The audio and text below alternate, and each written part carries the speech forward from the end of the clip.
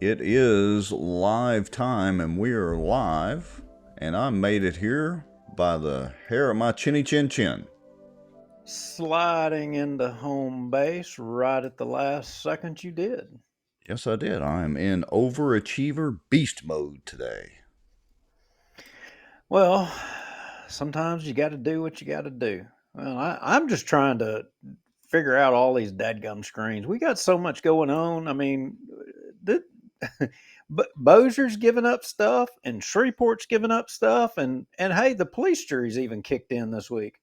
Yeah, how'd you like my little caricatures of our police jury members? Is that what you call them? Caricatures? Caricatures, yes. See, obviously, well, I'm not going to say that. 'Cause see, then the public school education people will be like all up in arms because he said something disparaging against us. So I'm not going to say that. Let's say so. That's your Ruston education coming out there Well, I using kind those of, big words. We didn't use that in Halton. well, I could say it was my artistic ability to draw those cartoons, but I gotta be honest, I cheated. Well, I used AI to do that. So if anybody doesn't like the caricature of themselves as a police juror, tough, blame AI. Blame Elon Musk, blame Microsoft, blame Google, blame so anybody that has AI. so you're telling me the images in the picture were AI generated? Rex Moncrief didn't generate those images? Well, it's look, one person's paintbrush is another person's AI. So wait a minute. So it just dawned on me. So you're telling me that the computer generated those images, Yes, I and, am. it, Did a and you very didn't, fine job of them, by the and way. you didn't. I, okay, so see there, they can't be mad at us because They there's a can't. couple That's of what I'm there's a saying. couple of them in there, like John Ed Jordan. I mean, he got his cowboy hat on. I knew exactly who that was. It Right. didn't even wasn't even a doubt in my mind. And then of course there's somebody in there scowling, and I'm not even going to say that it was a woman, but they're in there scowling, and I knew exactly who that was. Well, But let me just put the graphic up on the screen. So there it is. I'm but pretty proud of that. but what's amazing is the computer picked up on. Okay, now I gotta know. So the turd, what was the computer picking up on there? Who's the Well, turd? something stinks at the police jury. I mean, it's the title of the show. Show 194. We've been on the air for over 194 shows, and the title of this one was Something Stinks. So I had to put the little poop emoji right there with the police jury. Boy, I got to tell you, I think I'm starting to dig some AI. I, Yeah. I think I think I'm starting to dig it. I mean, you can recognize most of them. I mean, of course, they're caricatures, cartoon figures, so they're exaggerated expressions and all that. But they're all there. All the police jury members are. Well, that is pretty cool. Yeah, I don't know what to think about that, but anyway, so what's on tap? that's a good question. So let's look at our graphic while we have it here. So we're going to be talking about something with the police jury and the sewer problems. I think you've got a little information on that. I do. We Okay. had a couple of messages about some things going on with the sewer and water in Bossier Parish and some actions that the police jury is taking and doing. And well, we did a little check-in, and I got to tell you, I don't know, something sounds or smells. It sounds and smells stinky. Yes, it does. All right, so I'm putting a couple of comments up on the screen, but there was a city council meeting, and we kind of expected it to be a little dull, but there were a couple of little sparklers in there that I think we need to review, and an update on the charter commission if there is any. Uh, Yeah. Hey, and Chris Norris, we're going to have some more crawfish stuff coming out. Y'all are going yes, to really love the next one on the outdoor news. Well, you're going to be entertained, I promise you. let's just say it involves some wildlife. Let's put it that way. Yes, and And if I am in overachiever mode tomorrow, I will definitely get that released too. So thank you for paying attention to that, Christopher James and, Morris. and it has fangs and it's biting someone. Involves dancing and feet. So, what he's referring to, I'll put it, go over to the Outdoor News page if you haven't done that already, and like and follow the Outdoor News page, because not only do I have fishing videos up there and some podcasts, we're going to also do some hunting stuff, and what we're referring to, we've got some stuff about the behind the scenes of a crawfish farm with you, Mr. Lowry. You're in Kara's That's crawfish right. farm. That's right. That's right. No, we don't have crawfish, so y'all don't call. Oh, Sorry. dang it. I was hoping I'd get a discounted rate.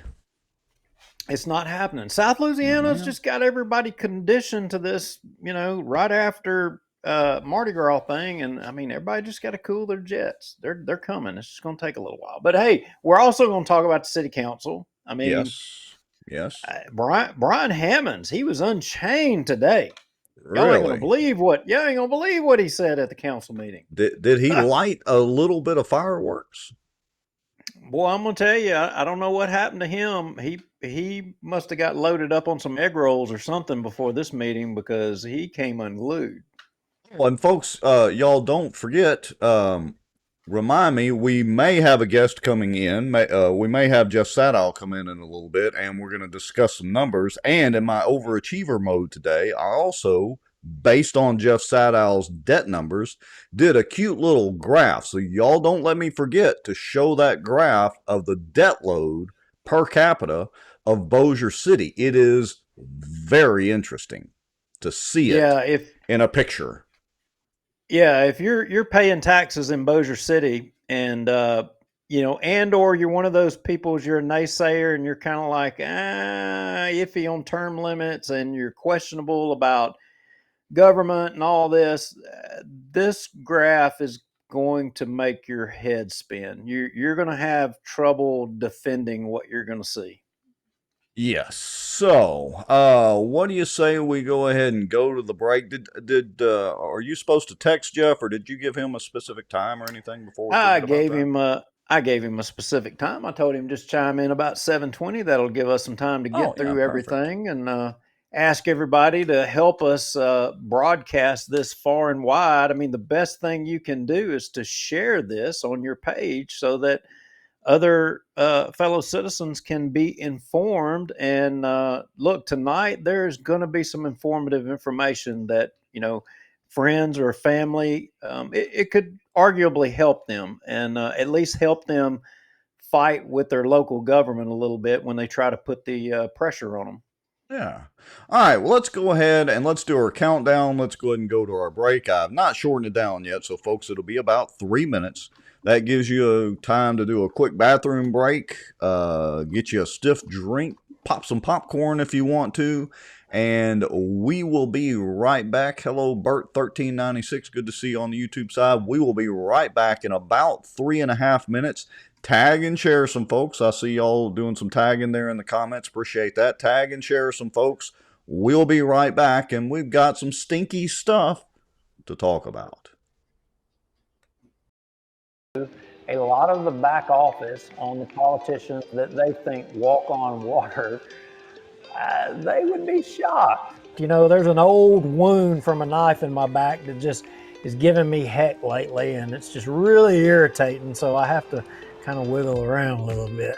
Well, I've not heard my name in stable or Baton Rouge in stable in the same sentence in a long time. I titled it A Shot Across the Bow of the Good Old Boys. Just, they feel helpless, they don't feel heard, they have nowhere to turn. Some Republicans as well believe that government has the answers.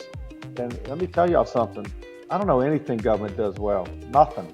Aren't there laws that say that you have public meetings so that the public can have accountability of their elected officials? They're making a little bit of progress, but I would definitely have to give the race to Caddo Parish right now. I don't know. Is there anybody from Plain Dealing watching, you think? As a member of the media, I'm very concerned about what I've just heard. Did you or did you not requisition some money to fight against this or for it? We hired a lobbyist, and it cost us $15,000. We were opposed to HB 630. So for this week, folks, the cockroach of the week, according to Bossier Watch and Duke Lowry and Rex Moncrief, is Raymond Cruz legislative assistant, Allie Feaster Smith. Thank you, Allie.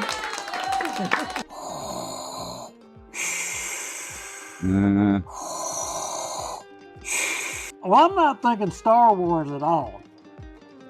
I'm thinking zombie apocalypse. No way, it Okay, was not okay. David. You know it wasn't David Montgomery. David Okay. ain't gonna jump off in there with Chris. He ain't Okay. gonna do it. He'd as soon spit on him as he would even look at him.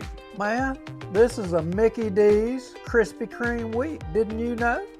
Who's paying y'all? And if you're driving on the roads, are you safe? It's on the road, yeah.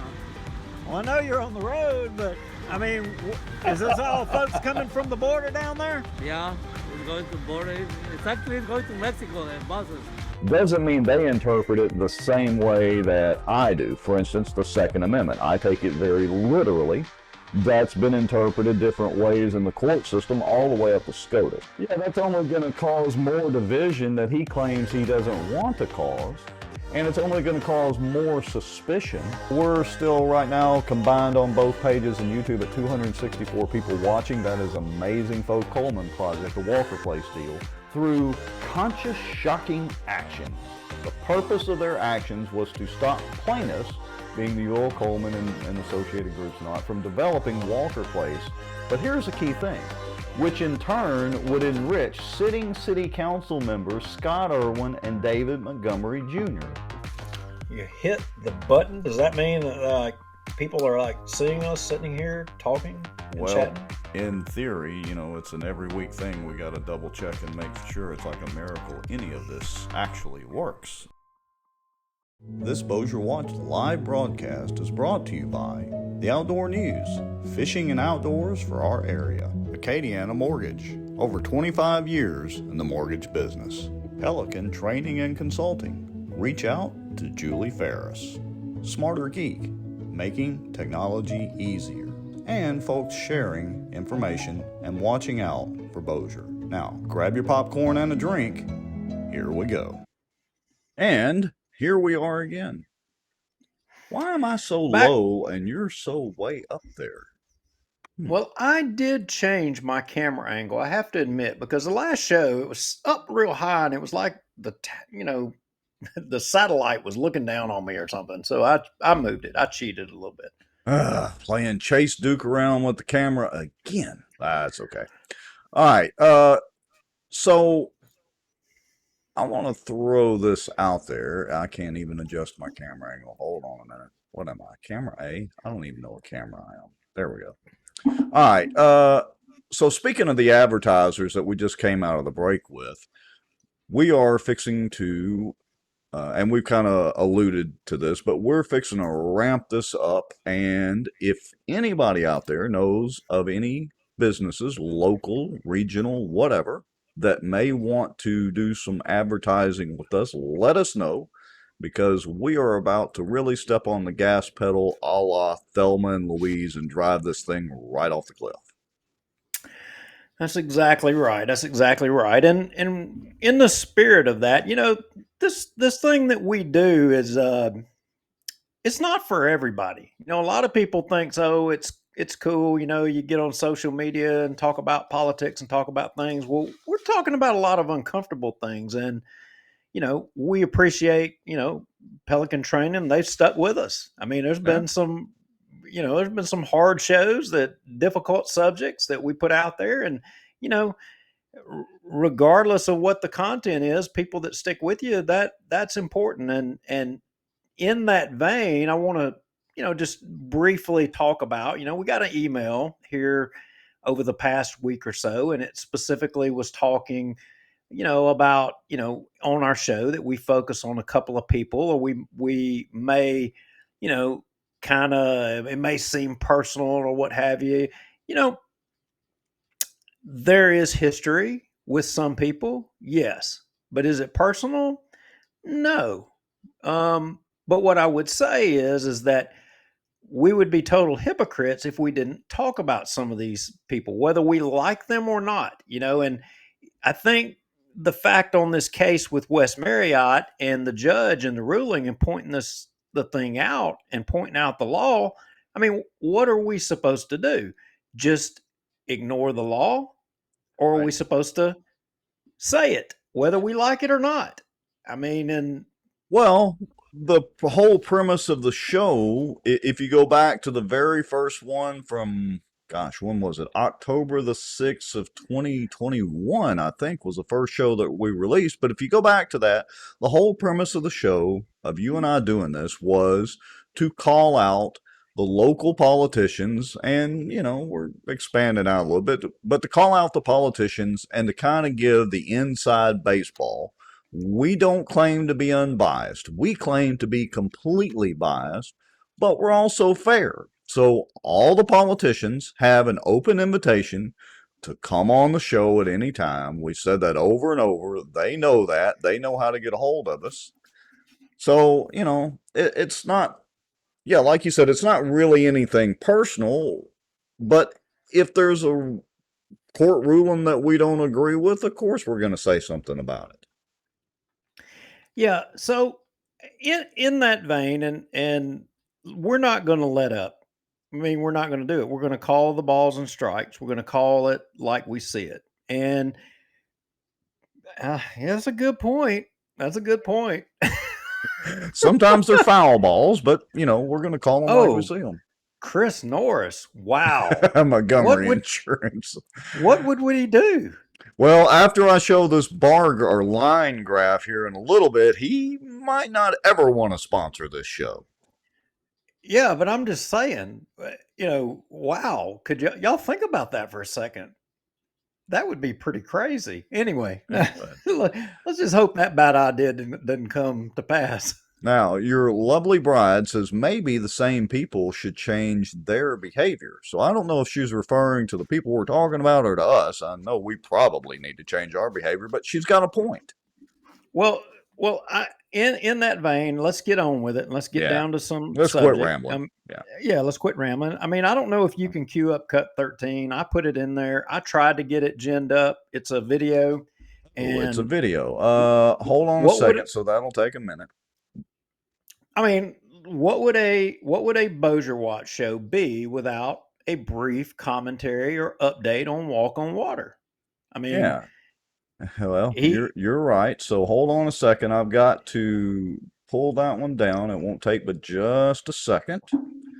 And drag it over here. Okay. He made his rounds around Bossier this past week, and we weren't invited. All the other media was invited. We weren't invited, and that's fine. Imagine that. I didn't take it personal, but I do know some. I wouldn't have gone anyway, but that's okay. Yeah, I probably wouldn't have went either. But anyway, hey, I mean, everybody, I seen all these bunches of posts of pictures, fawning over Mike Johnson and all this stuff, and that's fine. I mean, if you're all excited because you're in the presence of Mike Johnson, I mean, good for you. We're in the presence of greatness. I'm not that guy. Yeah. Well, all right. Shall we play the video? I have it queued up, and I think it's going to work. Yeah, go ahead. All right. Roll them. Just he and I in the Oval Office. Let me say this. When I showed up today, my purpose was to express what I believe is the obvious truth, and that is that we must take care of America's needs first. When you talk about America's needs, you have to talk first about our open border. I've been, I believe, in maybe 20-something states over the last several weeks, going around the country, appearing at events with my colleagues, and we're hearing from the American people of all parties and all persuasions and all cities and all states who feel this acutely. They understand the catastrophe at the border is affecting everyone, and it is top of mind for all the American people for that reason. So I brought that issue up repeatedly today in that room and again one-on-one with the President. I think that's our responsibility. To bring that up. The other big priority for our country, of course, is the funding of our government. And we have been working in good faith around the clock every single day for months and weeks and over the last several days, quite literally around the clock, to get that job done. We're very optimistic. I hope that the other leaders came out here and told you the same. We believe that we can get to agreement on these issues and prevent a government shutdown, and that's our first responsibility. You also heard, I'm sure, that there was discussion about the supplemental spending package, and I was very clear with the President and all those in the room that the House is actively pursuing and investigating all the various options on that, and we will address that in a timely manner. But again, the first priority of the country is our border and making sure it's secure. I believe the President can take executive authority right now today to change that, and I told him that again today in person, as I've said to him many times, publicly and privately over the last several weeks. It's time for action. It is a catastrophe, and it must stop. Okay. I want to go here. I mean, I've heard Mike say repeatedly that the president he has the power, he can take action. Well, let me ask you something, Rex, and all the 100 people watching. Do y'all think that Biden will do that? Of course not. Well, he's gonna. It's an election year, so he's gonna play it up to his advantage. Look, Congress controls the purse strings. Why doesn't Mike just threaten to cut off some pet projects? See, you're not playing right. I was trying to lead us into a thought process here. Oh, I just went in there like a bull in a china closet. Yeah, you did. Biden's not ever going to do it. So we know that, you know that, I know that, and I feel pretty confident the 100-something people here watching the show, y'all know that. But why is our congressman, the Speaker of the House, standing there saying and has said repeatedly that the president, he can close the border right now? He can close the border right now. Why does he repeatedly say that? I'm just curious, but he's the Speaker of the House. Doesn't he have the power of the purse? Can't he start chopping heads? I mean, can't they do that? Yeah, but then he doesn't get up to have the press conferences and all that. Look, first thing to close the border, they'd actually have to build a border. You realize that only a small percentage of the border actually has any sort of wall or barbed wire fence for that matter. Well, that whole build the wall deal during the Trump era, and I'll vote for Trump again. But that's a great campaign slogan. Then why weren't we having the huge numbers of people coming through when Trump was there? If it's because we didn't have a fence, why were they not coming then? We did have big numbers coming then. That's just increased now and stepped on the gas pedal. No, not comparable to what is now. The numbers are not nearly the same. All right, so again, let me go back to the early early 90s of deer hunting. Deer hunting literally at the border and having to be careful not to shoot the Mexicans crossing into southern Texas. It was bad then. It's astronomically worse now. I'm not saying that there hadn't been coming across there. You forget, I used to work on a well down there, having to drive 27 miles, down there on a ranch, heading into Texas, and you got the freaking helicopters buzzing over you and all that, and they tell you don't stop if you see a little kid in the middle of the road, because if you stop for a kid in the middle of the lease road, they're going to shoot you in the head and take your vehicle. Yeah, I know all about it, but the numbers compared to when Trump was in there and the numbers compared to today, they're not the same. They're not the same at all. But we're getting way off on tangent. We can disagree on the quantity, but here's what I want to post. Go to share my screen. Okay. That's what I want to go to. Let's see if I can make that magic happen. Okay, there we go. So everybody watching our show, do y'all know who that is? Honestly, I have no idea. I'm just wondering, does anybody watching the show, do y'all know who that young lady right there is? Let me posit a theory. It's a missing young lady, or something's happened to her? No. Okay, let me help everybody out. Okay, no, that's not Molly Tibbetts. No, that's not Kate Steinle. No, that's not Stephen Nashon. Mm-hmm. No, that's not Kayla Hamilton. No, that's not Elizabeth Medina. That's Laken Riley. That is the most recent, young lady murdered by an illegal alien that's come into this country. So when I watch, my congressman, Speaker Johnson, say that, the president can shut the border right now, what can the House of Representatives do? They hold the power of the purse. The most powerful thing of all is the money. I mean, they can't do nothing more than come to the mic and say the president has the power to close it down right now. They can't do anything else. I'm sorry. And everybody can be mad at me and say, oh, it's a personal vendetta. I mean, y'all can all throw rocks at me all you want. All you want. Well, look, if it was Pelosi still as speaker, we would be saying the same thing, albeit maybe a few more mean things, but it's the same principle, whether it's Mike or whoever it is as a speaker.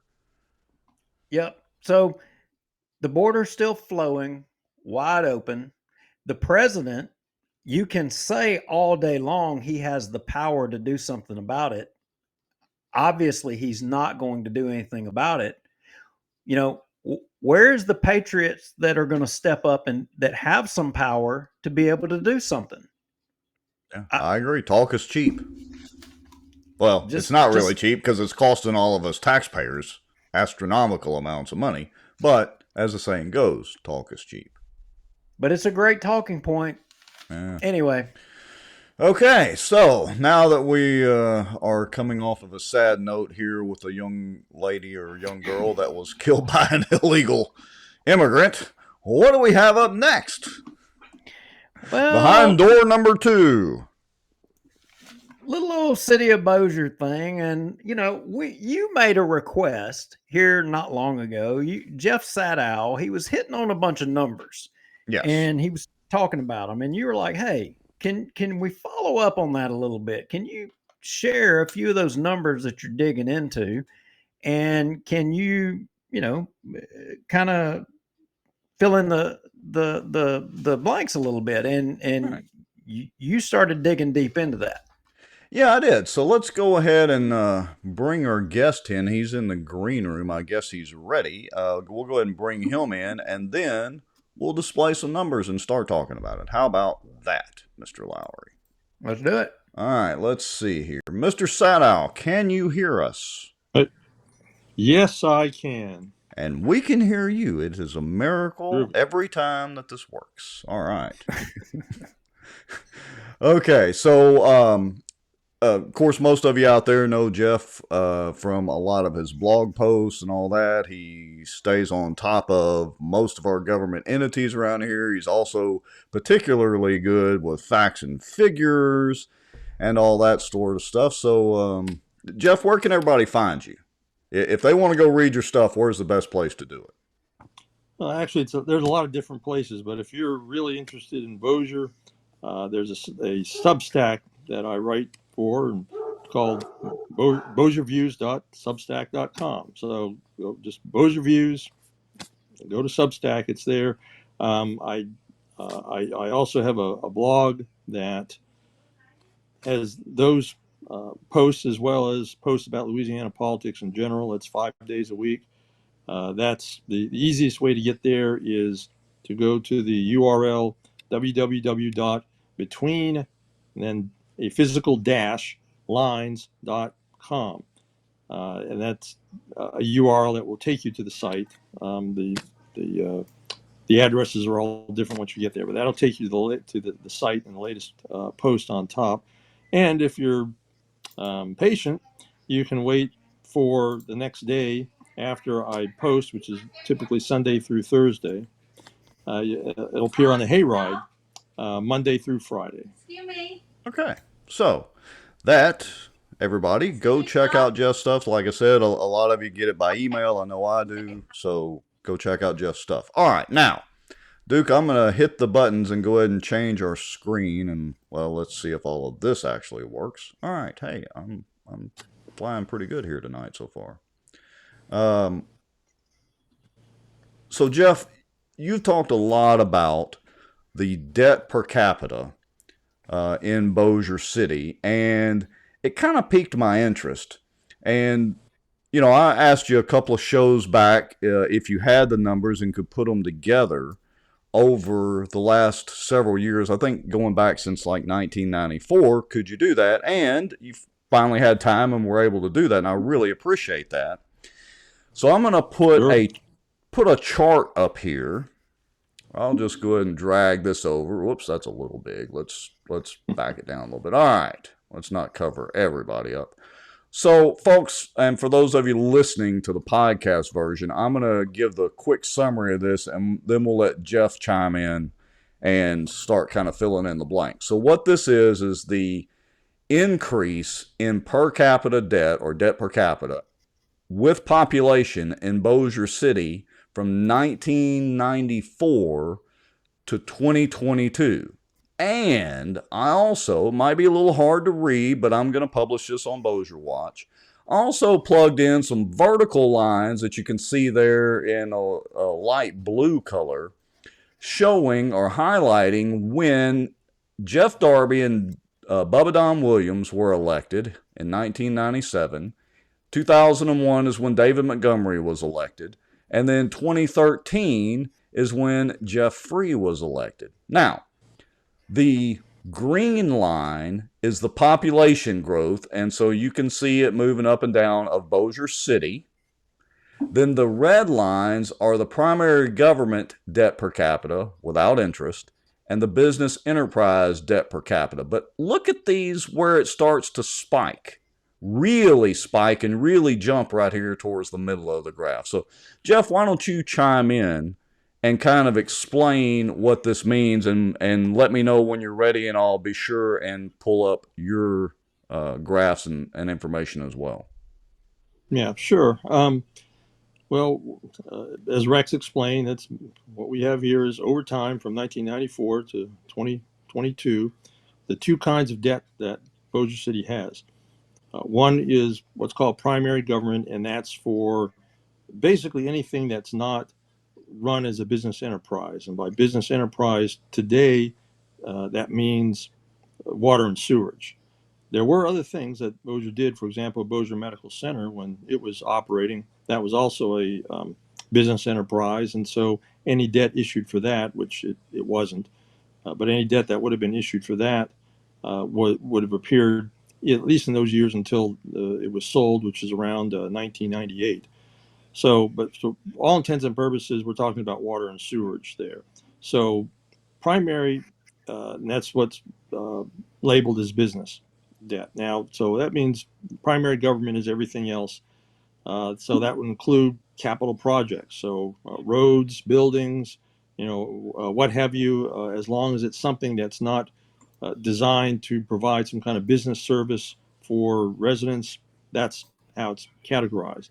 So as you can see by this, the debt was relatively low back in 1994. Now keep in mind in 94, none of the current city council members were on the council back then.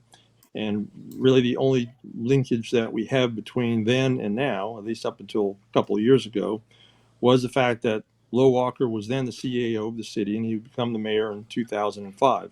But as you probably all know, he failed to get reelected in 2021. So he's really the only common element. Now, so again, notice those first few years there, it's pretty low. I mean, you're looking at just a little above 500, a little below 500 for each of them. So primary government higher than business enterprise, and in fact, that'd be the case for a long time. And part of the reason why, and this is kind of beyond what we're talking about, although it's something I'm going to address in the near future in a post, is that for a while at least, I guess maybe kind of setting a model or foreshadowing what the Bossier Parish Police Jury would do, is that basically the water and sewage operations were subsidized by the general fund or other sources of funding by the city. So they actually ran, in essence, a deficit for a number of years until around 2009, when there was a ordinance passed that increased rates, and they've gone up ever since. So, but that's one reason why you see that total so low. But again, these are not, pretty decent numbers. The typical resident of the city is not owing that much according to debt, and if you look at the raw numbers, we're talking about much less than $100 million total in debt between the two. Now, 1998, the year after Jeff Darby and Bubba Williams were elected to the council, that's really your first inflection point there. And the reason that happened, you see the primary government debt go up. And as a matter of fact, it doubled essentially in 1998 compared to 97. That was because that's when the bonds for the arena, now the Brookshire's Grocery Arena, were sold. So that about doubled outstanding debt. Still, though, it's not a large amount, relatively speaking. And of course, the business enterprise debt was still running pretty low. All right, so we go a few more years. 4 years later was our next inflection point. That was 1 year after David Montgomery joined the council, as well as Tim Larkin, and just a little bit after that, Scott Irwin. So for the next, until 2013, these five guys were on the council, and they, of course, approved of all this spending. And you have to throw in a sixth guy that would leave 2013. We'll talk about that a little while later, but that'd be David Jones. He was also behind this and generally approving, as all these guys did, of these kinds of expenditures. So 2002, what happened there was the Louisiana Boardwalk was started to be built. Now, that was mainly done by a private developer, and in fact, they threw in $160 million to build that of their own money. The city did some streets and sewage and the like, but the big expense the city threw in there, which is why they ended up hiking debt by about 50% in total, again on the government side, was to build a parking garage for the boardwalk, which really wasn't necessary. The developer should have done it, but the city had these grand ideas that, well, we're going to buy our way into prosperity, generating a lot of sales taxes. So part of the deal they threw in the parking garage. So that's why you see that large increase there. So next few years go by. As a matter of fact, you can see a slowly declining trend. Now, another thing that I should talk about here, if you're looking at the green, the population line, you see it's kind of bouncing all over the place. The reason for that is because the city has had a bad habit, and it's every time running up to a census, or remember, censuses are done every 10 years. The city's had a bad habit of not only overestimating, but really wildly overestimating population.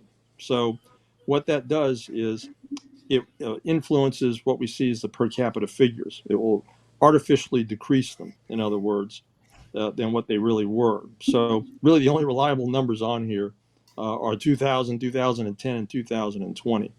But so if you're wondering, why that line has all these ups and downs and like, it's because it's really bad estimation, particularly in the last half of a decade. So you see like there 2005 and up to 2010, you got suddenly this rapidly increasing population. If you look at the right side, you'll see the raw numbers of the estimates. So yeah, in 2009, they were saying, oh yeah, we got roughly 66,000 people. 2010 comes in, and they're basically just a little below 62,000. So anyway, that's just something to keep in the back of your mind, is that these per capita figures are going to be influenced by basically incorrect population estimates. But anyway, so our next big inflection point occurred in 2007. You see this huge jump in primary government, and that's because of the Cyber Innovation Center, bonds being sold for that. Although the total cost, initial cost of the city was only $35 million, and the parish threw in $15 million, the state threw in $57 million, so it was eventually $107. But the city went out and sold for as part of that $100 million of debt. And so again, some of that for the CIC, but then other purposes as well, such as finishing the Parkway and some other items that I've not really been able to precisely figure out at this point. But yeah, they were dumped in there, so that's why you see this huge spike. Now, if you're keeping track, notice way back in the late '90s, it was trundling around $500 per capita. Now all of a sudden, in 2007, so we're talking 12 years or fewer, all of a sudden we're close to $3,000 per capita. So a six-fold increase in essence in per capita, and in raw numbers pretty close to the same thing as well. So and it didn't stop. In 2008, there were more bond sales, but this time it happened on the utility side, on the business enterprise side. 125 million bucks of bonds sold in 2008. So that's why on the red one that does not have the dots, you see this huge leap from around 500 to getting close to 2,500 in debt per capita. So, but the hits kept coming in 2010, and then also in 2014, you saw utilities again expand bond sales. So in those 2 years, it was like 90 million bucks sold in bonds to continue the utilities expansion. And so this is the first time, as you can see, that actually the business enterprise per capita debt was more than the general government. That wouldn't last if you look at it a little farther to the right. The next big inflection point was at 2015. You see another leap upwards in actually both, because but in 2015 and just to keep us on track here, this is the time that David Jones got off the council, but Jeff Freed got on. So and we still have the same others: Montgomery, Darby, Williams, as well as Larkin and Irwin. And by now, Low Walker's been mayor for 10 years. He was elected in 2005. So the next two big moves, which were 2015 and 2018, and really the last two big moves, were as a result of the carriageway, which the cost now is something like 79 million, but 105 million in bonds have been sold that include that as part of their purpose, although it could be spent on other things as well. So that's why in 2018 you see the peak of debt per capita. Now keep in mind that we're looking at separate numbers here. So we're looking at the primary government is close to 4,000, while business is running around 3,500. So that meant around 2018, we were now up to 7,500 per person in Bossier City.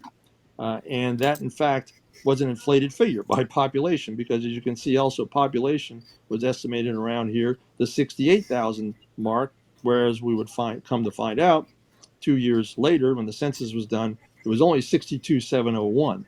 So if I were to use a lower figure, that would crest much higher. As a matter of fact, it would go over 8,000 per person. So again, let's contrast what we saw, say, back in 1995, where you've got total debt, looking again per capita. Add the two together, looks like I don't have the exact figures, but it was a little over 1,000 per capita for both kinds of debt combined.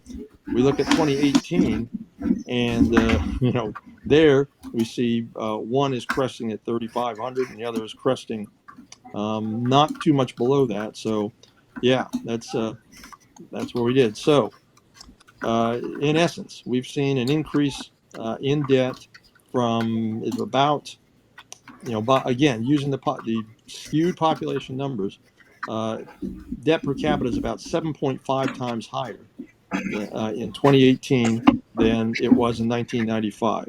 Now, as you can see, there's been a small decline since, And as a matter of fact, that there's nothing major that has happened in terms of bond sales or the like since then. But one thing to note, and I need to do a little more work on this, is in 2020 there was I forget the exact number.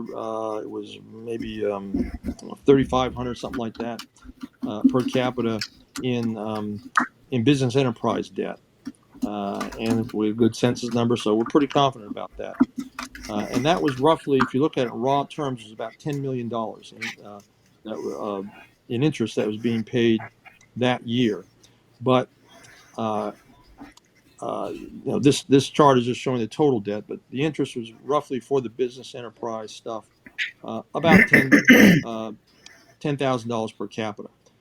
The comprehensive annual financial reports that the city issued in 2021 and 2022 have dramatically lower figures, like 6,800 and 4,500. Yet the total amount of debt out there is still in that period is between 200 and 225 million. So it's not materially different. And so I'm not sure why those numbers are dramatically lowered. And in fact, if you were to look at the 2020 CAFR, one of the things that's always printed as part of the financial notes is an estimate of the amount of money that had to be paid both in principal and interest on bonds for the next several decades. And they actually had down figures in the $8 million range for interest on enterprise debt for 2021 and 2022. But the actual figures reported in the 2021 and 2022 CAFRs, again, were remarkably lower. So something going on there. And I think there's something that's changed in the reporting. I just don't know what it is, because you have basically the same amount of debt, but yet dramatically lower interest payments. And I just don't see what kind of refinancing trickery or whatever could have occurred to drive down interest costs that much. So those two figures, if you're looking there at that, the red line without the dots, you may want to take those somewhat with a grain of salt, because that decline probably is not as steep. If there even is a decline, it's probably not that steep. But no, Jeff, 62701, Jeff, I want to ask. census. Yeah, Jeff, I want to ask you a question. I know Rex is so obviously the citizens of Bossier are looking at a higher debt load per citizen. What is something that can, maybe make the city start falling on hard times? What would be something that would really cause that? What is there any? Or could it? I mean, could the city? Yeah, I Go mean, ahead. certainly if there was a decline in tax revenues. Now, when we talk about this debt, we're talking not only about the interest that has to be paid every year, which is by but for 2022 by the fractured numbers that I don't completely trust, was only about 13 or 14 million, but probably is really more like 18 million. You've got to be able to service that, but then you also have debt that's coming due, the principal, and you have to be able to have that money for that available as well. So you have all these definitive payments that you have to make, and you have to either make sure you have enough that's in some fund somewhere, and then hope as part of that you've got sufficient revenues coming in to continue to carry all that debt. So if there was a downturn, that would tend to squeeze matters. And the thing is, of course, that we've been looking at, there's been a lot of talk about, we need to get raises for city employees, particularly in public safety. We on some of your past shows, you've shown evidence. I think it was a Republican councilor, Chris Smith, was the one who gathered that showed that we're pretty much at the bottom of the barrel as far as starting pay for public safety personnel. But there's really the way the level of debt that exists as it is, paying off again the principal and interest on it every year. Then there apparently is not enough room to be able to afford those kinds of raises, because year after year we don't see them. So I don't I don't know that the city's in a position where this debt is going to send it into default or anything like that, but it's Well, certainly of such a size that it prevents the city from doing other things because it's got to be well, serviced. Well, Jeff, I asked you that question earlier about, what if what could happen that would cause the city to put them in a potential bind, and I don't know if you can see it on the screen or not, but just Mhm. today in today's council meeting, Yes, they reported that they had a 17% decrease in revenue for sales tax collection. right. Hmm. 17%. I mean, aren't we Yeah, knocking on the door here with this? well, if it's if it's sustained, then there would have to be cuts somewhere else. And the problem is when you have so much debt, and again, the obligation to pay off principal and interest, is that you have no margin for error. So you'd have to start cutting in other places, or hope your other revenues go up, which probably would not be likely. One of the things I'm trying to do is in a future post is look at some revenue and expenditure levels of the city over this period and see what percentage of it was going out the door in debt and interest, and just to see how, basically what this safety margin was and is currently. But the fact that there's a general agreement that raises should come to city employees, and again, particularly public safety employees, and that it's not been done year after year is an indicator of just how tight things are. And certainly, again, the debt is something that's making these kinds of things tight. And you can look at it this way: if you take the following projects, which would be the arena, the Cyber Innovation Center, the parking garage, and then the carriageway, all told, they cost about $200 million. If we had not done any of that, Bossier City, in terms of general debt, would be only 14 million bucks in the hole right now, when we'd be saving something like, well, as a matter of fact, if you took just the interest savings, which are like 8.4 million a year, from that $200 million, we took that and apportioned that out over all city employees, and there's about 667 as of today's report. That means you give them like a $12,500 raise, each and every one of them, just off the interest that's going out the door. So That's let's say you gave crazy. them all $2,500 raises, and then you bankrolled that other 6.67 million bucks. You know what you could do with that? Um, and then also, if we throw in the $200 million that was never spent, let's say we invest it, we get 5% back on it. You could wipe out entirely property taxes in the city. You don't have to pay any. Or take an alternative, cut sales taxes by half. Instead of the 2.5% city rate, we pay 1.25. So you can imagine just the amount of money that would have been not only released into the economy by people's saving on property taxes and sales taxes, but also the signal, the message that would have given to business and investors and the like, that hey, we've got this low tax environment. We come on down.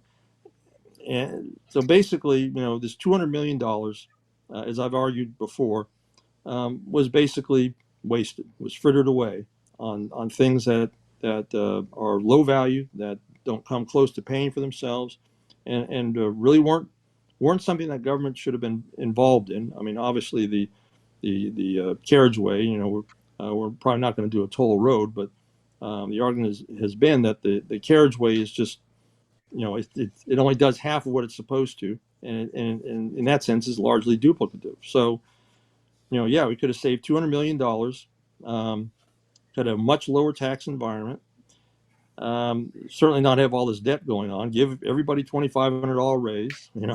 All this could have been possible without all that money being spent.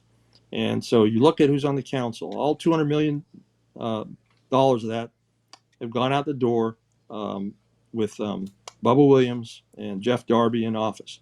and then roughly 135 million with David Montgomery in office. Free, he's he's a relative latecomer. He's only watched the carriageway dollars around, again at this point around 79 million go out the door. But these were decisions spending on things that I've argued for 25 years, really since the arena was proposed. You have. That the city You didn't have have. to make. All right, so Yeah. let me ask you this, and we'll start kind of wrapping this segment up. Is there ever a justification for a city taking on this kind of debt load? I mean, do you remember any of the councilmen what their justification was, or was it, well, we can just borrow the money, may as well do it and spend it? Well, the thing I heard most often was, we're a growing city, but if you look at population changes from 19 really early 90s until now, there's only about 5,000 more people living in Bossier City. So we've had this huge expenditures. Again, we're talking about taking a total amount of debt, as I recall. Again, it was around 50 million, I think, in the mid 90s, and now we're looking at, it's gone down a little bit in the last few years. We're still looking at well over 400 million, and the city's grown by 5,000 people. So, I don't know that we needed that much infrastructure for that kind of growth. And in fact, you could argue, had they not done this and done the kind of the tax cutting things that I suggested, maybe population would be much higher now, attracting people and business by being such a low tax environment instead of just again spending it on all these outdoor monuments, so to speak, both actual and virtual. Well, I mean, Well, what do we know? We're just a couple of political pundits out here, and you're just a numbers guy. But what do we know? Why should they take advice from us, Mr. Lowry? Yeah, well, no, we're not elected to office. Well, Jeff started talking about fire and police, and we showed a cut just a second ago that was also in that report that was presented to the council today, and I would contend that, and I don't know the numbers, but potentially they're understaffed by, there's a variance of 45 positions across all the departments within Bossier City that that may be how they're staying afloat. And so if, for example, the police department reflects being 12 people short, fire department is 6. I mean, I would think that maybe those positions aren't going to be filled. Let's not even consider about whether or not employees are being paid to let's say a Southern average per se.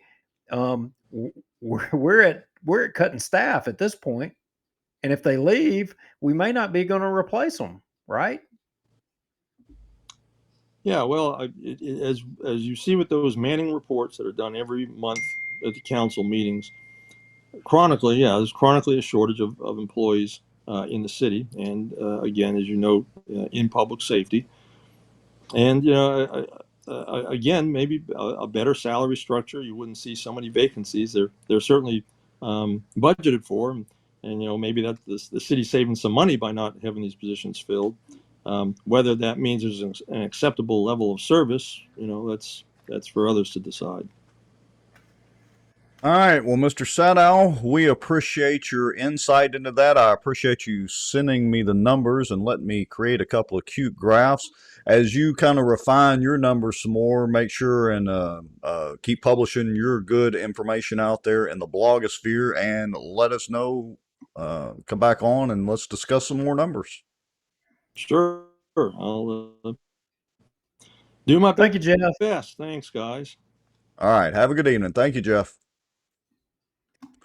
Well, so let's see. That's 2 depressing things right there. One, the young lady that was killed by the illegal immigrant, and 2, the debt load with the pretty pictures of the city of Bossier. Who knew?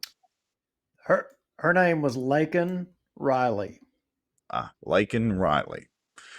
All right. Lakin Riley. And I say that. Do you remember? I mean, let's say Kate Steinle. Don't you remember hearing that name? Oh, yeah. She was on. I I mean, think Hannity did a big deal, or no, it was O'Reilly was on the well, Kate Steinle deal for quite a while. oh yeah. I mean, it was a big deal. Killed by an illegal immigrant, and Kate Steinle. It weighed heavily in the elections, and now this election cycle, the name is Lake and Riley, and it's horrible. I couldn't put myself in that position to if one of my kids was I'd lose my mind. And Well, the bottom line is it's all of our elected officials. I mean, I'm it not picking is. on just Mike Johnson or Joe Biden. I'm not picking on all of them. It's all of our elected officials because this has been a problem forever. I remember you and I were going at it, and I hate to get us off because everything we just covered in Bossier City, and we're going to get back to it. Yeah. But I remember when you and I were going at it at the start of the show about, South Texas, right? I remember while I was working down there, and I've got the video somewhere and I can find it. But this was way back. This was like maybe 2011, 2010, 2011, something like that. I was literally down there at the Texas border around Laredo, somewhere down there, and there was buses coming from Mexico, and I literally recorded on my phone a video of the bus driver asking him, not the one that we did here in Bossier City a few years ago, but I recorded one down there. And he was like, the bus driver was like, yeah, coming from south of the border, bringing people up. And he was a retired Army guy or a veteran. And he said, I'm quitting after this. He said, because I can't stomach this. Now, he told me that off camera, but I remember it. It was even back then. This has been going on for freaking years. And our elected officials are all blowing smoke up our butt about that they can or they can't do nothing about it. It's Well, bull crap. and look, I just put a comment up on the Facebook and the YouTube side, and we appreciate everybody that's watching, and the comments are rolling through there. But I just put a comment up, and that you're not going to hear the numbers we were talking about with the city of Bossier at any of the city council meetings. It's the same principle. Whether we're talking about the border issue in D.C. or the debt load of Bossier City at the city council meetings, all the politicians want to do is blow smoke up our collective rear ends and not actually do something. But, Rex, we're all friends with Mike Johnson. He's from us. We're not supposed to talk. We're not supposed to say anything negative. Oh, the hell we aren't. We should not say anything.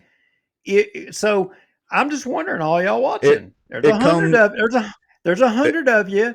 I mean, if it's going to make you feel uncomfortable because it's somebody and you think does good, and you learn that they're not, does that mean that you don't want to hear it? Well, look, let me just play opposite here for a second. If Nancy Pelosi were still Speaker of the House and the border issue, okay. Oh, it's okay to talk about it then, but not while Mike's in there. All right, Mike, do something about it. We won't talk about you anymore. City Council, do something about the debt. We won't talk about you anymore. That's or right. At least about that. When you're in the positions of power and you have the power to do something and you don't do something and you don't utilize the power that you have, whether you have it at the moment or you don't have it at all, I mean, what does that say? Well, I don't even, if I say something, I'm going to say something really mean. So we'll just leave it at that for now. All right. Well, so that's the debt load of Bossier City. That's the MJ watch. He's walking on water right across the Rio Grande River down there. Well, I think who else shall we jump on tonight? I think since we're talking about Bossier City, we need to actually go to the Restream video because I got to tell you, there was a gem in there. I mean, look, I may not always agree with him. I can think of a water issue that comes to mind, and I had a lot of disagreement. You know what? Hey, in the end, I'm still friends. But there was one of our councilmen that he jumped on up there, and I got to tell you, he brought some fire and brimstone. Yeah, well, let's see if we can find that. So you should be able to see the city council meeting if I can spit it out. Shall I let's do a live review. Let's see if we can do this professionally tonight. So you've got control. Why don't you jump us ahead and see if All it'll right. play?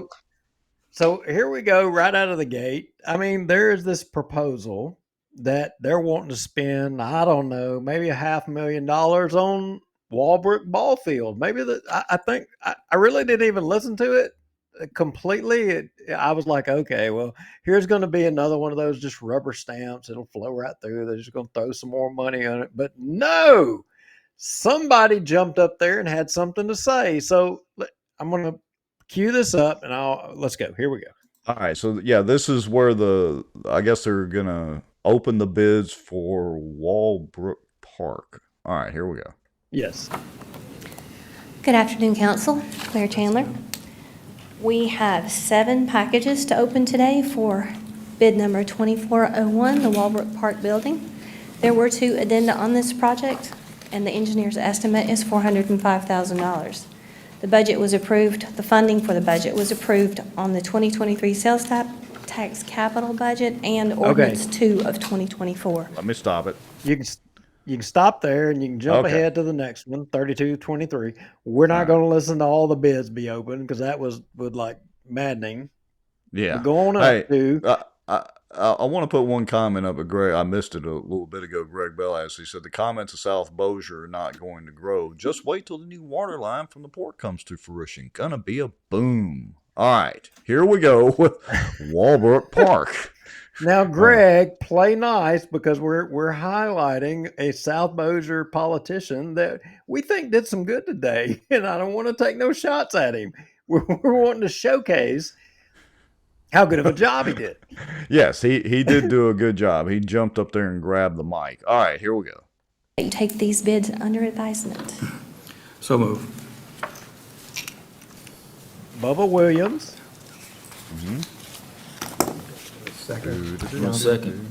First by Councilman Williams, second by Councilman Maggio. Maggio, second. From the audience. Questions from the council? Oh, here we go. Mr. President, as y'all can see, which I knew this was going to come in over budget, I would ask that the council that we take this into consideration. We look at this project and put it on hold at this time. I think this is just a very bad time for us to be spending. I mean, the cheapest bid's $479,000, spending this money when we have employees quitting every day, every week here at the city. Our police, our fire, every city employee is underpaid. I'm sure all of y'all got it. They can go start working at Panda Express and make more than our starting out salary as a policeman or a fireman in Bossier City. I'm nothing against Walbrook Park, nothing against baseball. Wow. This is just money right now that the city does not need to spend. We have other stuff that we need to worry about right now. We've got a salary study going on that we need to worry about and figure out when that salary study comes back, because it's going to come back and say that all of our city employees are underpaid. We need to think about that and take that into consideration and put this project on hold. So I'm going to stop it right there. First of all, kudos to Hammonds for mentioning Panda Express. Now I'm hungry. But second of all, weren't we just talking about this tremendous debt load that Bossier City has? I mean, this dovetails perfectly into that. Why, yes, Rex. We were just talking about that, and we were talking about employees, and before they got to this little part right here, they were reauthorizing, the council was reauthorizing the mayor to hire for vacant positions, where I think in the last Bossier Watch show, or maybe it wasn't, we talked about the fact that almost all of the IT department at Bossier City had submitted their 2 weeks notice and resigned. Maybe it wasn't on our show. Oh, no. I'm pretty sure it was on our show. Yeah. So,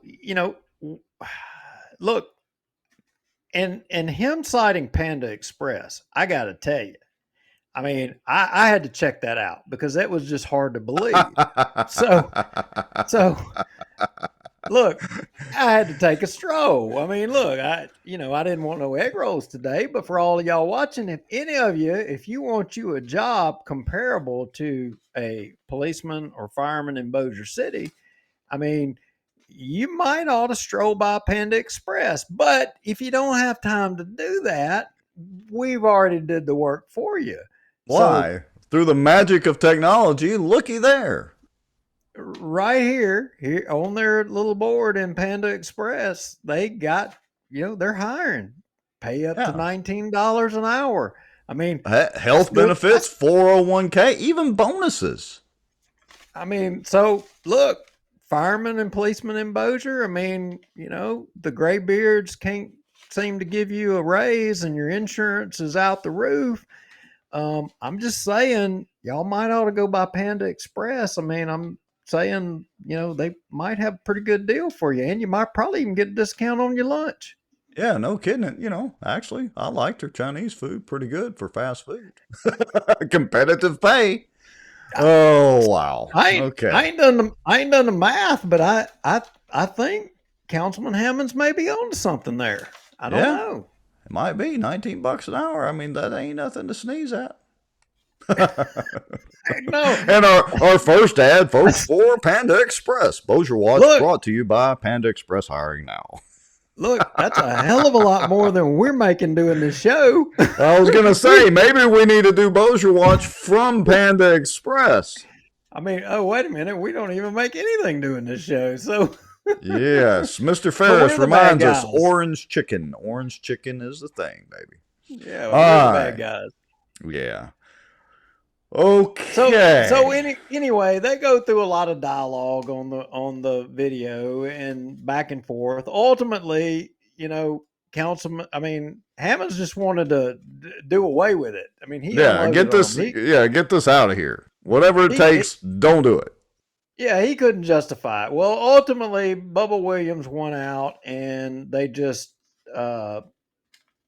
took the bids for the job under advisement and postponed it. So it'll probably be up in a couple of council meetings to redo the money, and Brian will go away, and that's what they expect. But something tells me Brian ain't going away. I don't think so. He is absolutely a bull in a china closet with a mouthpiece. That's awesome. And I have come to the conclusion from the Sobo Mafia that, Mr. Smith is he's the aide for Mr. Hammonds. I think I've come to that conclusion. Yes. All right. I love my good friend Smith, but I mean, look, he didn't have Panda Express on his card. He just didn't. No. I'm sorry. You can't top that. No, you can't. All right. So, do we want to go up to queue up any of the stuff where he was talking about the employees, or pretty much the employee pay sucks at Bossier City? Go to the 5904 because Hammonds wasn't done. He had something else to chime in there, and let's hear it. Adopt a resolution for Public Works to fill an animal control officer position in the Animal Control Division and backfill any vacant positions this creates. First and final reading. So move. Second. First by Councilman Williams, second by Councilman Smith. Comments from the audience? Questions from the council? Yeah, Mr. President, I'm not trying to beat a dead horse here, but as y'all can see from the past two, 8 and 9, that's two people in one division in our IT department, people that have left for better paying jobs, and here we are at another department. I don't know the reason for them. That is just why I was stressing so strongly that it is so imperative for us to watch every dollar and figure out how we can pay our employees more money, so we're not here every 2 weeks okaying the hiring of more employees. Good point. All right, so stop it right there. Bring Chris Davis's comment back up, and let's see, because I want to address that. Yep. So Chris Davis, you're absolutely right, and I think that staffing number showed that the police department was down by 12 people. and different chiefs will say, "Oh, we're managing," or whatever. But the bottom line is that the police department in Bossier City has always been understaffed. The pay, for the most part, has always been below grade. That's just the way things are. I want to point out to you and make sure that you know that and Rex, we haven't covered this, and we probably won't cover it tonight. At the most recent Charter Commission meeting no, it's not the most recent. It was 2 meetings ago at Hooter Park.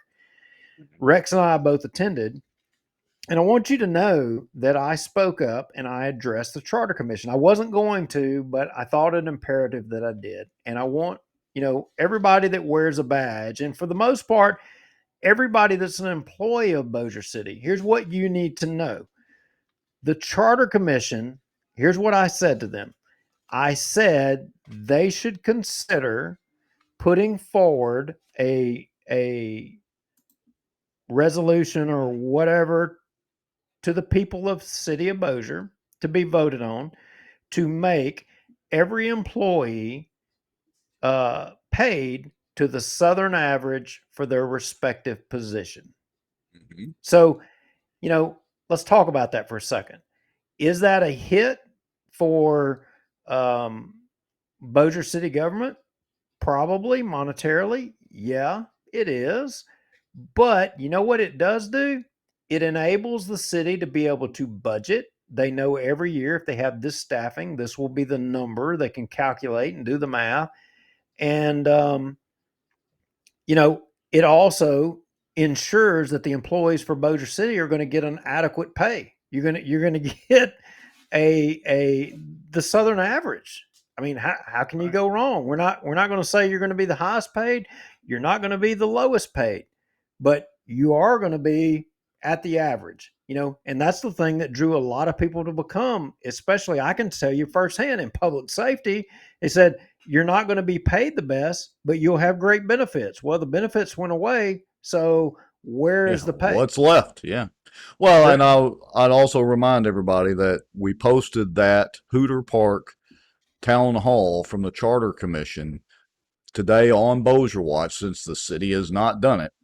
And so your comment, if you scroll through there, I forget the timestamp at it, but your comment that you made is in that video. If y'all want to go watch it later tonight after the show, or obviously tomorrow or something like that. It's about an hour long. Yeah. So if you're a fireman or a policeman and you know some of the council or the Charter Commission members, I think you should call them and you should tell them that you believe that, or you're a city employee. It doesn't matter if you're the dog catcher or the trash person. You should call them and tell them, we think these positions should be paid at the Southern average. I'd love to hear what, they tell you. Yeah, that's a good idea. I think, like our good friend Julie Ferris of the Ferrises and Pelican Training said, it won't happen. But we'll see. You never know. Stranger things have happened before.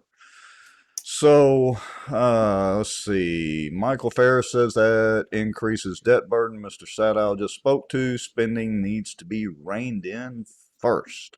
Well, we can't rein in that spending when we have pet projects that we need to do, Michael Ferris. You're right. So, the over 100 people watching, here's what I would ask you. I want you to open your mind up and I want you to think. What is the basic responsibility of government? What is it that you expect out of government? Is it parking lots? Is it parking lots? Yeah, that's a great one. Is it baseball fields? Is it trash? Picking up Is your it the trash? YMCA? Yeah, or is it a bridge? Is that the first responsibility of government to you? What is government's responsibility to you? Do you know? I mean, I know what it is.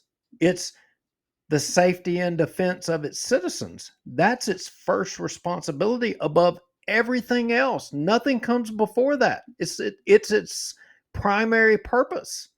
And, all right, but hold that thought. Let me stop you there for a second. So that's the primary thing of federal government, but riddle me this.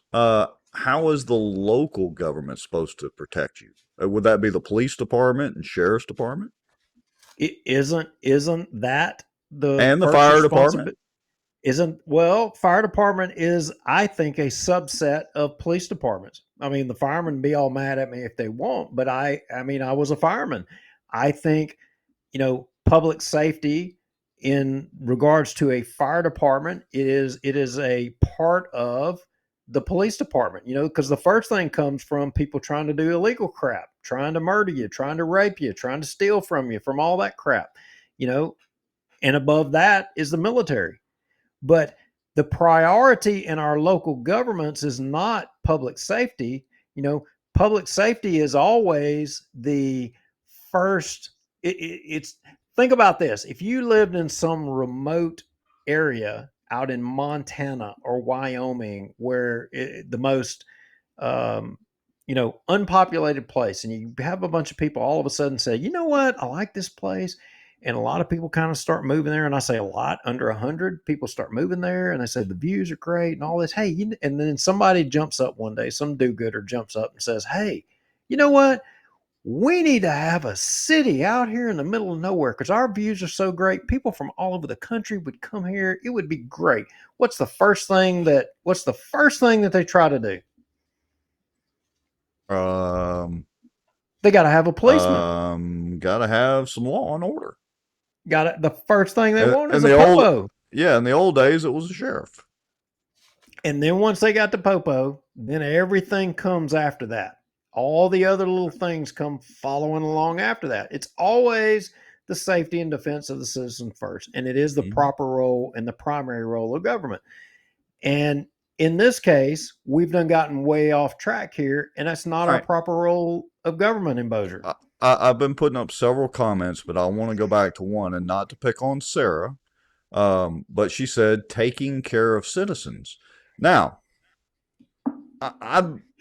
folks, and y'all do this in the comments, or Sarah, clarify, what do you define as taking care of citizens? So I'm going to be a little facetious here, but is that building a YMCA? Is it building tennis courts? Is it a new ball field? Is it police? Is it fire protection?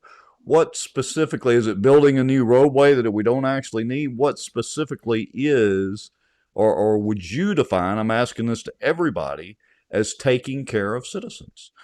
Christopher Davis said safety in schools. So what exactly is that role? Michael Ferris said water and sewage. Thomas Shea says the Tower of Taxes. We got to have that in the middle of a roundabout, right?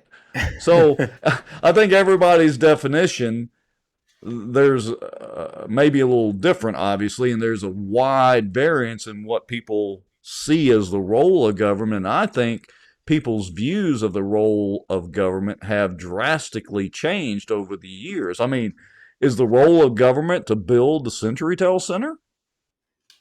To help fund that? Exactly. Or should that be private?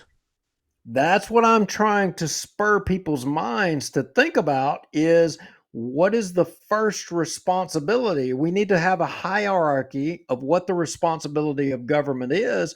And okay, Andy, infrastructure is not the first responsibility of government. The first responsibility is if somebody's trying to rob me, I mean, I need the popo. Yeah, but look, and this is not and I guess they need a road to get there. Yeah, they got to have a road and a cop car to get there. But look, this is no slight to any of the law enforcement agencies, but the role of government is not to protect you right in the moment. Because as we all know, we literally could not afford a cop on every block, no matter what the debt load of the city is or is not. All right. Honestly, it's to solve crime, and by solving crimes quickly and efficiently and making sure people get prosecuted for the crimes they commit, that becomes a future deterrent to future crimes. But honestly, to be quite frank with you, I see the role of government overall to provide protection for the city, but I don't view the government as the protector of me or my family, period, because they're always going to be after the fact to put the police tape up. So Yeah, there's my little soapbox for a few minutes. yeah, I'm not disagreeing with you, and what I would say is that maybe as a whole, as a society, we have become completely too dependent on government to provide for us for all things. When in fact, assuming, and I think Representative McCormick was watching earlier, but I think maybe constitutional carry is on the fast track to coming through. Maybe if he's watching still, you need to put us a post and give us an update. All right, so I want to go off on a slight tangent for that for a second, and you know I love to get on my soapbox about all things gun rights and Second Amendment issues, but I want everybody to be clear on this one point, and it's a very important point that I brought up a few times before. What they're doing with constitutional carry is not giving us the right to be able to carry concealed without a permit and all that. What they're actually doing is removing the restriction on our right to do it. Remember, laws don't give us the right to do anything except in the very few cases where they pass a law to remove a prior restriction. Laws do nothing but restrict. Period, full stop. So a speed limit is a restriction to keep me from driving 90 miles an hour down a road. The constitutional carry bill is to remove the restrictions that were put in place that required us to have a concealed carry permit to conceal carry, or open carry as the case may be in some states, to remove those restrictions that were put in place decades ago. So I want to be very clear on that. Now I'll jump off my soapbox. Oh no, you're on it. I was going to let you roll, baby. Keep on going. I'm with you. Oh, I am still in overachiever mode slightly. So I don't know. I mean, we still got 100 something people watching, and I'm thinking that they're just all in suspense about your caricatures. Yes, I think you may be right. So let me go back to that screenshot because I just got to show it off again. Let's see. Let me click that. Let me close. I mean, that. I'm just amazed. I'm just amazed that the AI, the artificial intelligence, could see what we see, and it agreed with us. Yeah, and it agreed with us. And so let's see. Dadgummit. I've got to. So man, I lost it. A lot of people may be wondering, it's like, okay, what you guys, I think maybe a lot of people are probably lost. They're probably like wondering, what the heck are y'all talking about? You said you're going to talk about the police jury and something stinks. You've been talking about everything other than that, but you're saying something stinks. You have all these caricatures of the police jury and you got a turd emoji right there in the middle of it. Yes. So educate us a little bit, Mr. Lowry, because it's going to be educating me a little bit too. What is the deal with the police jury now? We've been claiming that we were going to turn our attention back to the police jury in, future episodes, and we've kind of hinted at that.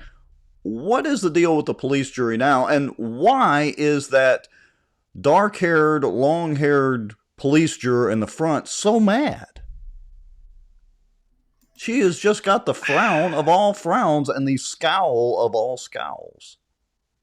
Look, I'm not picking on people. I'm not doing that. It's not personal or whatever, but the AI obviously has some kind of problem. I don't know what the AI's problem is, but ain't nobody else on that screen scowling except for one person. And the AI picked that. How is it that the AI made that determination? I just don't get it. It just knew. It just knew. All right, so back to what smells besides the scowl of the one police juror. So what got us going down this road was we got a little, proton mail thing, and if you'll go to cut one or share my screen, you will see. Yeah, here is a letter signed by the parish attorney to someone within the parish. And I'll just read it. This letter is to advise you that due to the repetitive delinquency of this account, a hearing has been scheduled before the Consolidated Waterworks Sewer District Number 1 Board of Appeal. At this time, you will have an opportunity to make payment in full or make payment arrangements. Failure to appear at the hearing shall be considered a plea of guilty, and appropriate action will be taken, which can include turning off the water or capping the sewer at the above referenced location, which will result in the home, a residential place is what it's saying, being condemned and uninhabitable. Were So, they talking? Wait a minute. Were they talking about what's that guy's name that's on the police? Oh, Butch Ford. Were they talking I about his don't, place being uninhabitable? it may be Butch Ford's place. I don't know, but I would suspect he's not on the sewer district. I would suspect he's Oh, got a okay. septic system. But Probably so. if all of you watching, if you are on the sewer district for the parish, I mean, you want to pay attention right here. If you get water from the parish, if the parish is your water supplier, you want to pay attention to this part of the show, because this is where you're going to get enlightened. Let me say it that way. Okay. So we're going to need to go to the next cut. Cut two. All right, hold on. Yep. I can handle that. Let me let's see. Let me find the right button and let's go there and do this.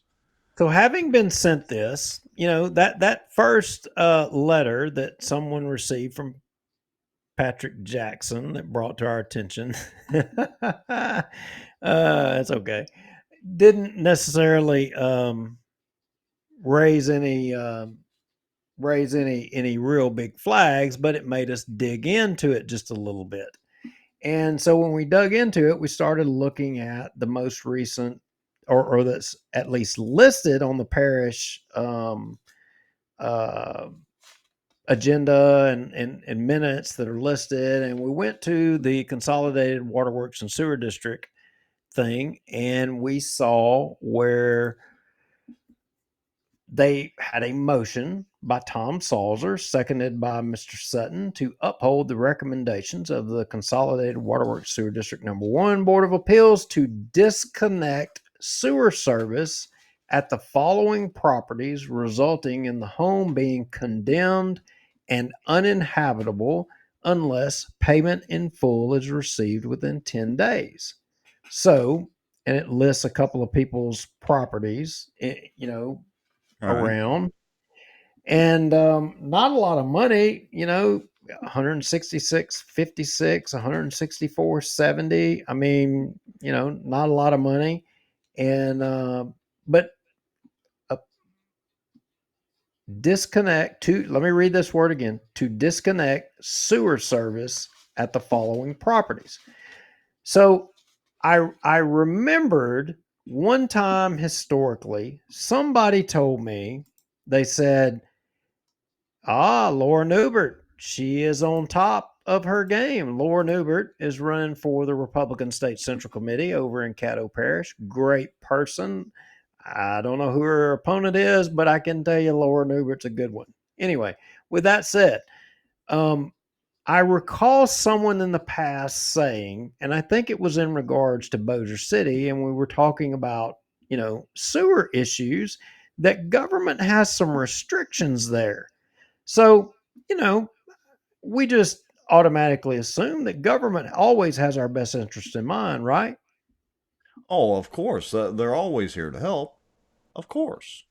I mean, yeah, everything seems legit. I mean, and look, I got to say, if you don't pay your bill, I mean, look, Yeah. you got to pay your bill, right? Right.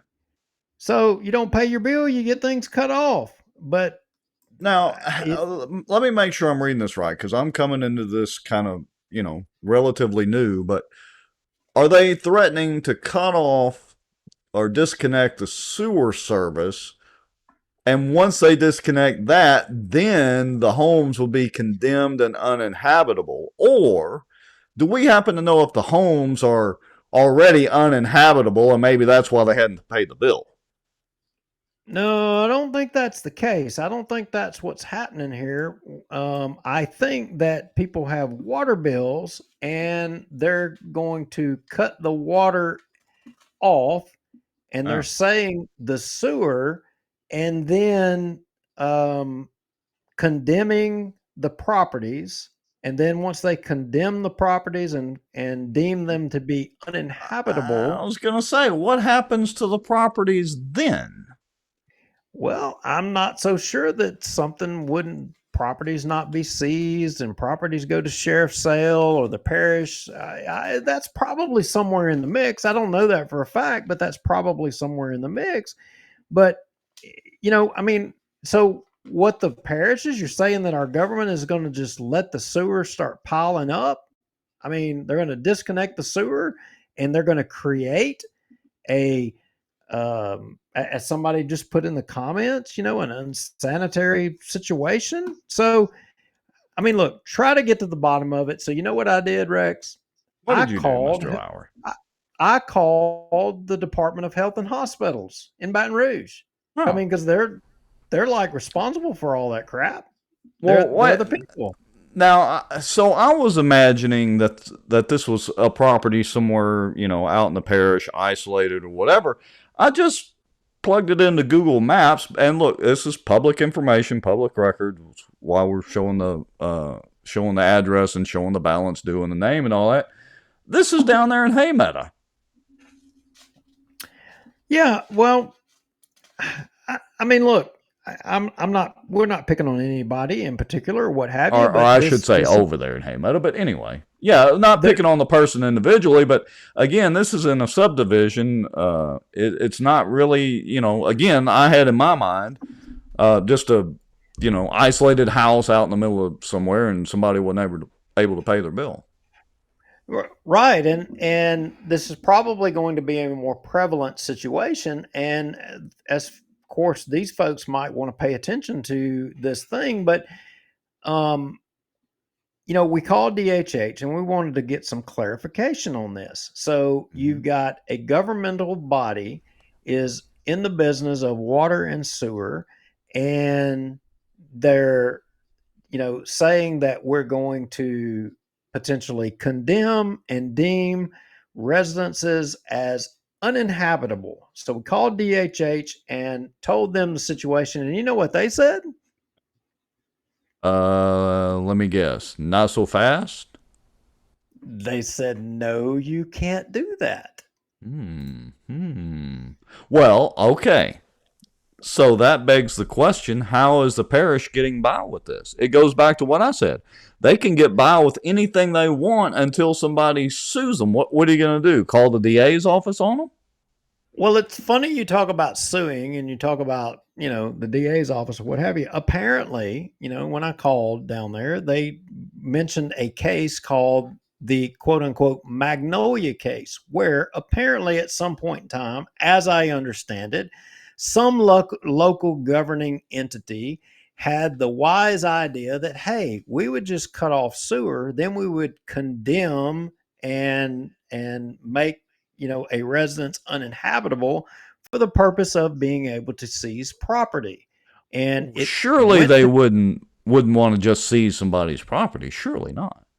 Well, of course not. Well, it went to court, and there was some significant repercussions as a result of that, and that was deemed to not be exactly legal. It wasn't to the benefit of the governmental entity, as I understand it. I haven't read the case, but that was what was told to me. So I requested, the person I spoke to in Baton Rouge actually said, "Hey, look, it's in the code. I mean, it's clear as day." So I said, "Hey, can you send the code? And if you'll go to Cut 5, we will post and highlight the parts of the code to which the person at DHH pointed out to us, saying where a local government body couldn't cut off the sewer." And so I'll read the first part, responsible parties. This was the parts that he pointed out. And he says, a person who owns, operates, manages, or otherwise controls any premises shall provide for sewage disposal any matter which is in compliance with this code. That doesn't really say a lot to me. And then section 305 discharges, a person shall not directly or indirectly discharge or allow to be discharged the contents or effluent from any plumbing fixtures, vault, privacy, toilet, portable toilet, or septic tank into any road, street, gutter, ditch, water course, body of water, or onto the surface of the ground. Somehow or another, in these two parts, the guy with DHH said that a local government body couldn't shut off the sewer to a residence. But you just saw the cut earlier where we showed that the police jury did in fact say that we're going to cut your sewer off. They didn't say we're cutting your water off. They said we're going to cut your sewer off. And how is it that they're just going to cut your sewer off? I don't understand that one. Yeah, I'm not quite sure how that works either. How are they going to do that? Well, so I have to ask. I mean, when folks, all y'all out there, when you pay your water and sewer bill, it's based off of what? Rex, you live in Bossier City. What is your bill based off of?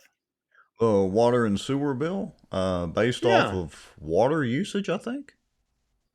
Oh, you mean trying it's to not remember. based off of it's not based off the size of your turds? Well, I don't think they have a sewer meter. I mean, do they not have a turd meter out there? Maybe I need to send them a copy of the poop emoji. I'm just wondering. I mean, are you putting big turds or little turds out there? How are they measuring it? How do they know? I really don't know. That is a very good question. Does anybody out there know? Can y'all tell me how they measure the amount of poop coming out of your property? How can they? And so I'm highlighting again, or putting the little hand pointer up to where it says they're going to disconnect the sewer service. I don't know. I'm no plumber, but that's news to me. Whoops. So if they're gonna disconnect the sewer service, so part 305, a person shall not directly or indirectly discharge or allow to be discharged the contents or effluent from any blah blah blah blah blah blah blah. So would they not be indirectly allowing? I still want to. I guess they're going to go out there with a backhoe and just crush the sewer main out there, or the sewer pipes running into the main. I don't know. I'm trying to figure out, how do they measure, poop? I mean, I can get water. I understand water and the flow meter on water, but how are they measuring poop? I don't get it. It's a new one on me. The Bossier Charlie, Parish Police Jury never ceases to amaze me. And this is what happens, folks, when you don't attend the meetings and you just let them get by with this crap. You said and we're as guilty as anybody. Well, all pun intended. Well, either way, so if you're one of the people, anyway involved in the sewer debacle of what is the police jury Poopgate. Consolidated, poop. If you're involved in Poopgate and they're threatening to cut your water off based off the measurement of your poop, one, you need to ask, how much poop did they measure coming out of your place? And then two, you need to call the Department of Health and Hospitals and you need to ask them if they can cut your poop off. I mean, they can cut your sewer line off. See, because I'm pretty confident that they can. I think we're both becoming pretty good soothsayers, because you just basically mentioned what you thought the title of the show should be, and just magically I was like, the poop emoji would be great for this. See? I'm just saying. I mean, I can tell you some people have more poop than others. This show is just going down the toilet. I'm dying to know how they measure that. I just want to know. I mean, you know what? I want Doug Rimmer to explain that to me. How they measure poop from one house to the next. That would be Doug Rimmer right there. Ding, ding, ding, ding, ding, ding, ding, ding, ding. Look at you, Doug. Who says we don't ever say nothing nice? I mean, you look young and spry. Right. Good grief. Well, all right. I got to know which one's Tom Salzer. Which one's Tom? let's see. That would be hold on, Salzer. That's what is that him right? No, that's Glenn Benton. Salzer, where is Salzer? No, let's see. That's what's his name? That's Salzer, right there. That's Patrick Jackson down in the far left, right? Oh, down there? No, that's Yeah, the not bottom. Patrick. That one, no, that's how it rendered Philip Rogers. Oh, poor Philip. Yeah, I didn't put Patrick in there because he's not really a member of the police jury, although he's the de facto leader of the police jury, I guess. I can't believe AI is beating up on Philip Rogers. I can't believe that. Well, who's the other chick next to the yeah, right there. Glorioso. Oh yeah, she's new. Yeah. See, hey, boy, AI, I'll tell you. Huh. Yeah. Okay. Yeah. See, I'm and in the process, I'm learning all of our city council persons. And look, See, there's Keith Sutton right there. Okay, Keith, And looking there's a little one of the boy. Yeah, there's one of the Darby guys right there. Whoa, wait a minute. Isn't that Darby? Yeah, Julian. What?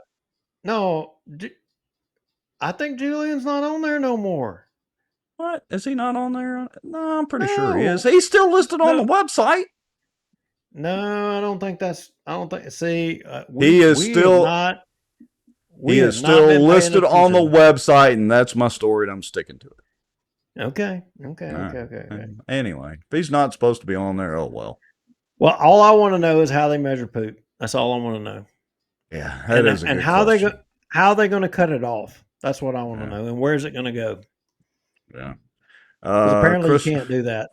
Christopher James Norris says a new name for a future show: Toilet Watch. Yes, that's what we're going to start. Toilet Watch. Boy, the comments have just blown up tonight. You guys, Laura Newbert, thank you. You've been all over it. Everybody's an overachiever tonight. That other topic that I had in there, we're just going to skip that tonight. Yeah, Thomas Shea, he was chiming in. Sarah Gould. Now, look, Sarah Gould is an old friend of mine, and Sarah Gould, sure miss Joe, Sarah. Sure do. All right. What else do we have tonight, Mr. Lowry? I think that's all we got. Paul Johnson, glad to see you in here. And well, we had Butler, thank you. Val Baker. Yeah, we peaked at about 100 folks, and right now we're running across all platforms about 80 folks. So we appreciate every one of y'all watching and, more importantly, commenting, because that helps the show continue on after or go a little better, whatever. Anyway, so after the show, I'll make sure either tonight or tomorrow and post the deck graphics and some of the other information that we talked about tonight. There was a screenshot you wanted me to share out, so I'll try to make sure we get all that done. Yeah, and hey, y'all, we are weighing in on other politics outside of this area in Bossier. Of course, Tuesdays is we're dedicating it to Bossier. It's our home. It's where we want to see change. We want to see things improve. But what we will say is on Thursdays, we're delving off into some other politics. And I got to tell you, Thursday night on Louisiana Watch, Shreveport politics is front and center. And boy, y'all think we got problems in Bossier. You ain't seen crap. Yeah, they're kind of trying to be sneaky corrupt around here. Over there, they're just outright. They don't even hide it or even attempt to hide it. Don't even care. So y'all need to watch Thursday night, Louisiana Watch. I mean, and hey, they're back to double billing over there again, Rex. Again. Yeah, the operative word there is again. That should be interesting. Yeah. So yeah, and as we've kind of alluded to for several shows, we're have fired back up Louisiana Watch. We're going to move into Caddo stuff and more statewide stuff and all that. We're doing a few outdoor shows talking about crawfish farming, among other things. And I've got some fishing videos to get posted, and we're going to do some podcasts a la Bossier Watch style on the outdoor news as well. And anyway, we just got a lot of stuff that we're trying to spin up and at least keep busy and look like we're doing something. Hey, and Thursday also, if any of you out there, if y'all are interested about insurance, Thursday night we've got the Deputy Secretary of the Insurance Commission here in Bossier, in Louisiana. We've got the Deputy Secretary coming on and is going to talk to us about how the new Secretary and the insurance people are going to fix all of our insurance problems in Louisiana. They're going to do it this time, Rex. Yeah, so Thursday night, Louisiana Watch. Yep. Go follow us over there if you're not already. We're going to fix your insurance. Well, the deputy commissioner is anyway, but we'll see. All right, Mr. Lowry, what else? That's all I have. Good night, folks. Thank you all for watching. All right, appreciate you watching, folks. You know the drill on the Proton Mail. You can also go to the website, donate some coffee money, or buy a coffee mug if you want to from us. That helps the cause a little bit. We're going to keep doing this either way. We look forward to seeing y'all next Tuesday night on Bossier Watch. And, of course, jump on over Thursday night for Louisiana Watch. We're out of here.